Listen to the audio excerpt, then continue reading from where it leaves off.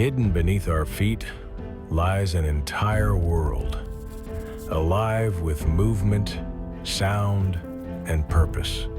Bugs in the soil aren't just crawling around, they're nature's engineers. They break down dead plants, recycle nutrients, and help the earth breathe by loosening and enriching the dirt. Without them, soil would harden, plants would struggle, and life above ground would begin to fade. Every tiny bug plays a big role in keeping our planet healthy, starting right here in the soil.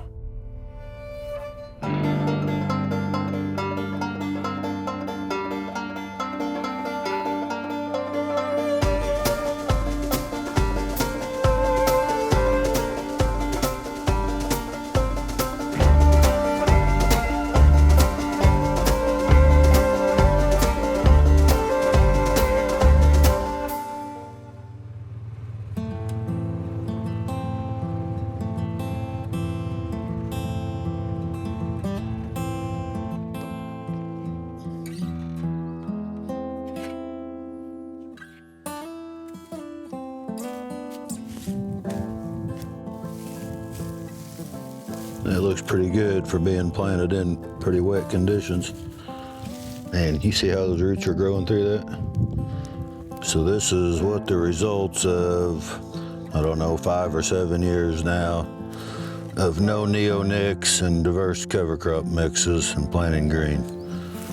By having the macropods and whatever all, I'm not a scientist, but the bigger bugs that chew up this organic matter and prepare it for the other stuff to eat it and make the tunnels in the soil, all that stuff works together and is very important for our water holding capabilities and nutrient cycling and everything. A lot of our insecticides, when we think about corn and soybeans, are applied to the seed before it's planted. And we've been using those seed treatments for about 20 years. What we've found, now that we've worked with them for a while in corn and beans, are a couple of things. One of them is they don't last that long in the plant. It's just a matter of 2 or 3 weeks that you would find them in the target plant. And the second one is that they move off of the seed and away from the field a lot. And so that's when you get some problems with unintended consequences and effects on insects that you didn't anticipate.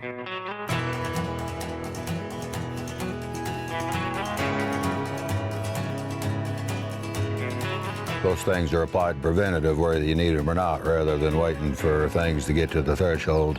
All that insect life's what feeds all the bird life and on up the chain, so everything's gonna eventually suffer there. Because these insecticides are broadly toxic. They're not specific. They don't just kill pests. They'll kill any kind of insect that come in contact with them. You got a spider with an egg sac. Look, there's lunch. Not many people aspire to a world where the only thing in the field is the corn plant and the combine.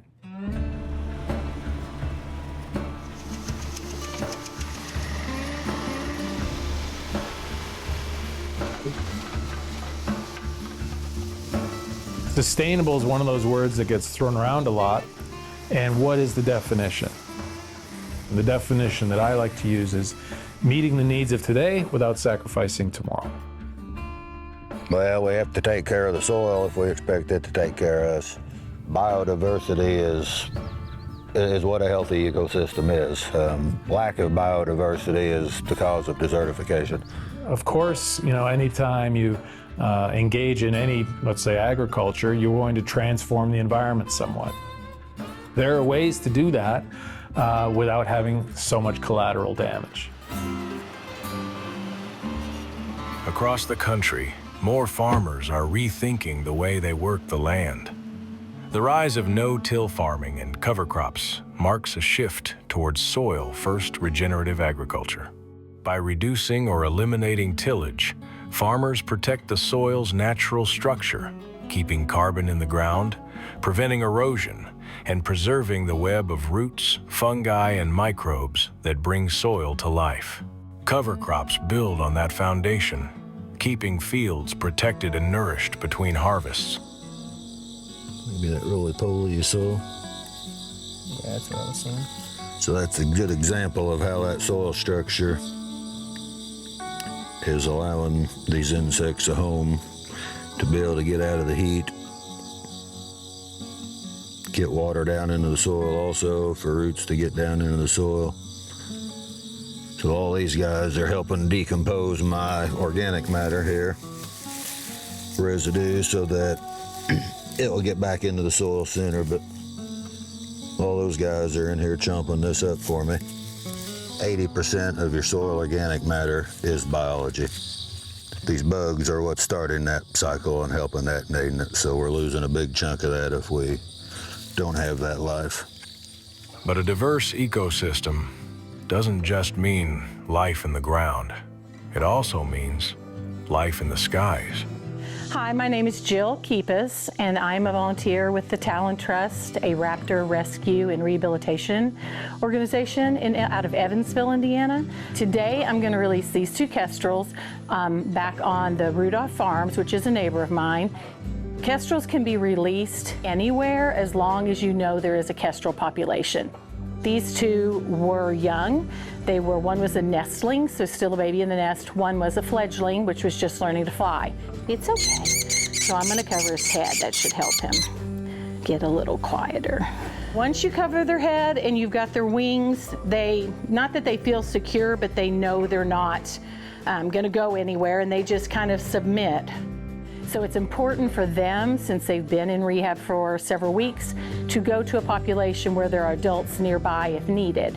And I know that Rudolphs have kestrels on their property, so that is why I'm releasing them there. It's got a great food source, there's plenty of cover, and there are known kestrels in that area, so it gives them the best start as they go back into the wild. When the soil is rich in biodiversity, it supports insects, seeds, and plant life. The very things birds feed on. Birds help the soil by spreading those seeds, cycling nutrients through their droppings, and keeping pest populations in check. Birds aren't just visitors to healthy farms. They're partners in keeping the land alive. I'm gonna pull the paper out. Nope, there goes one. So she flew. Come on, Betty, go fly too. Come on, there you go. Oh, there we go. So that one's going to the wires. He doesn't know where he's going. He's banking back. It is very rewarding when we get to release a bird back into either where we rescued it, or in this case, into an area that we know is suitable for it. Just a beautiful thing to see a bird that has been injured and to fly to the trees or wherever it goes, and just to flap the wings and do what it's made to do.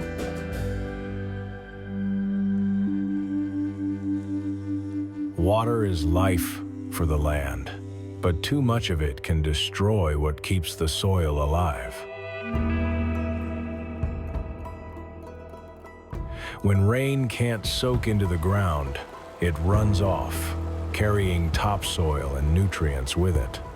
Flooded fields suffocate roots, drown the organisms that live below, and break down the delicate structure that healthy soil depends on. That's why water infiltration is so important. Managing for better infiltration isn't just about preventing floods. It's about protecting the life beneath our feet and keeping every drop of rain working for the land, not against it. Here's a prime example of why we want to keep our soil armored. So you can see there's no aggregation on this soil. The rain that we've had has beat that up a little bit. It's warm to the touch. You see no life there. If you get here where it's well armored, it's cool to the touch. You've got your cottage cheese aggregates here. It's not been disturbed. We've got all kinds of life. We got night crawlers, we got slugs, we got all kinds of little bugs we can hardly see going on. They're happy, it's cool. Going without cover crop be like people in the city living without air conditioning in the summertime. Did you get any of the red bugs? I did. There's a little green metallic one in there too. Did you see any of them? They like that kind of milkweed. More, I think.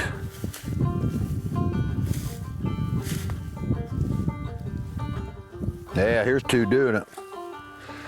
Oh, you know, milkweed's been pushed a long time for monarchs, but as you can see, a lot of other bugs are attracted to it too. But it does bring a lot of bugs. It's easy to maintain. You just kind of time your mowing around it and it'll show up. This plant's kind of unique because the nectar forms here on the leaf rather than coming out of the flower like most typical ones.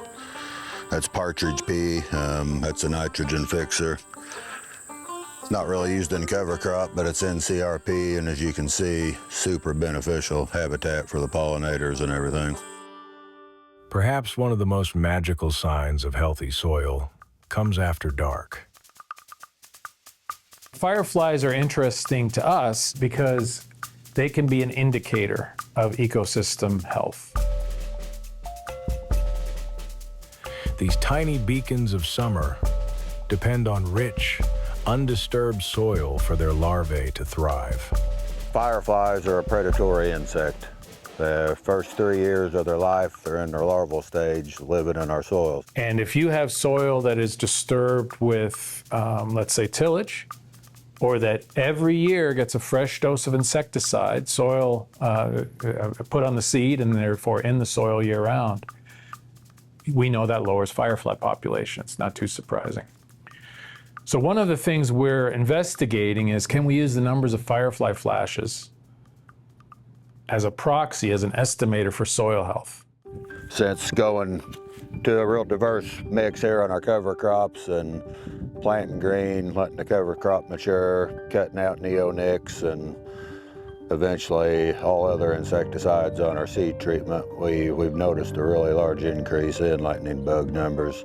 But if you could take an iPhone and you could record fireflies over a field that had been cover cropped and no-tilled and minimal insecticide for 10 years, and you could compare that to a field right beside it that had had conventional tillage, seed-applied insecticides, and no cover crops for 10 years, and you could just video those two and just count the flashes.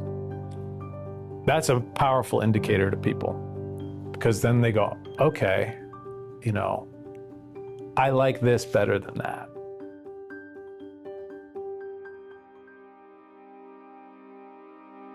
Healthy soil doesn't come from force.